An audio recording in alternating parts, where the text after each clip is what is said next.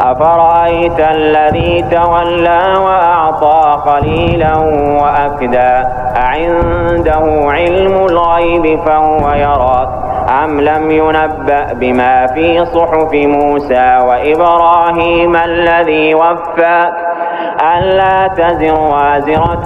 وزر أخرى وأن ليس للإنسان إلا ما سعى وأن سعيه سوف يرى ثم يجزاه الجزاء الأوفى وأن إلى ربك المنتهى وأنه هو أضحك وأبكى وأنه هو أمات وأحيا وأنه خلق الزوجين الذكر والأنثى من نطفة إذا تمنى وأن عليه النشأة الأخرى وأنه هو أغنى وأقنى